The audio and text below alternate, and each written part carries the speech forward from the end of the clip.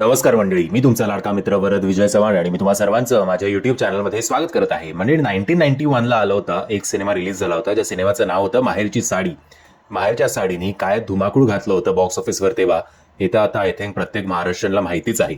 त्या काळात अनऑफिशियली असं म्हटलं जातं की 12 ते 14 कोटी का 15 कोटी रुपये या सिनेमाने कमवले होते त्या काळात, जेव्हा तिकिटांचे दर आय थिंक 2 रुपये, 5 रुपये किंवा 10 रुपये असतील, जेव्हा तंबूमधल्या सिनेमांची सुद्धा एक परंपरा होती, गावागावांमध्ये जत्रा लागायची. आता त्या सगळ्या जत्रा अनफॉर्च्युनेटली एवढ्या होत नाहीत आणि त्याच्यामुळे सुद्धा मराठी सिनेमांची जरा दुरावस्था झालेली आहे.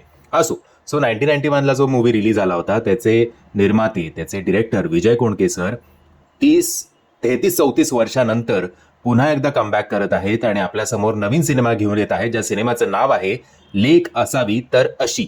आता पुन्हा एकदा तीच वाईब आपल्याला या सिनेमाच्या टीझरमधनं बघायला मिळते. नुकताच या सिनेमाचा टीझर आपल्या भेटीला आलेला आहे.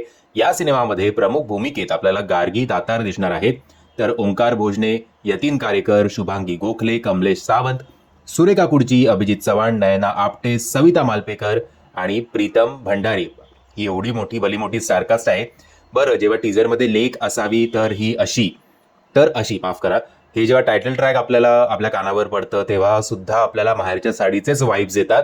सो पुन्हा एकदा गावातली एक चुलबुली मुलगी जी आय थिंक अन्यायाविरुद्ध उभी राहते, अशा प्रवृत्तीची ती मुलगी असते, पण लग्न झाल्यानंतर ती कसं सगळ्या अन्याय फक्त सोसत असते आणि मग आय थिंक देवाच्या मार्गाने आणि अध्यात्माच्या मार्गाने किंवा हळूहळू तिच्यावर झालेल्या अन्यायाची तिच्या सासरकडच्या लोकांना काय जाणीव होईल, असं एकंदरीत पुन्हा एकदा तेच ओव्हरऑल ती कॅटेगरी, तो जॉनर आपल्यासमोर पुन्हा एकदा मांडण्याचा प्रयत्न विजय कोंडके सरांनी केलेला आहे असं वाटतंय. ओव्हरऑल हा टीझर तरी बघून, मे बी ट्रेलर बघून कळेल की ऍक्च्युली काय आहे, पण तेच सगळं कोणतरी ढकलणं, मग आपली प्रमुख नायिका खाली पडणं, या सगळ्या गोष्टी आणि मग लग्नानंतर नुसती रडारड, असं ओव्हरऑल टीझरमधनं तरी जाणवतंय. पण बघूया, माहेरच्या साडीनी अलका कुबल ताईंचं जे काही करिअरच सेट केलं, त्यांना सुपरस्टार लेवलला आणलं, तसंच गार्गीचं सुद्धा होणार का, झालं तर चांगलीच गोष्ट आहे. आणि हा सिनेमा चालला तर पुन्हा एकदा या अशा सिनेमांचा जॉनर म्हणजे हळद तुझी कुंकू माझं, ताईच्या बांगड्या, माहेरची साडी, लेक चालली सासरला, सासर माझं दैवत, अशा पुन्हा एकदा सिनेमांची लाट येईल, याच्यात काही शंका नाही, कारण मराठी सिनेमा जो आहे तो लाटांवरच चालतो.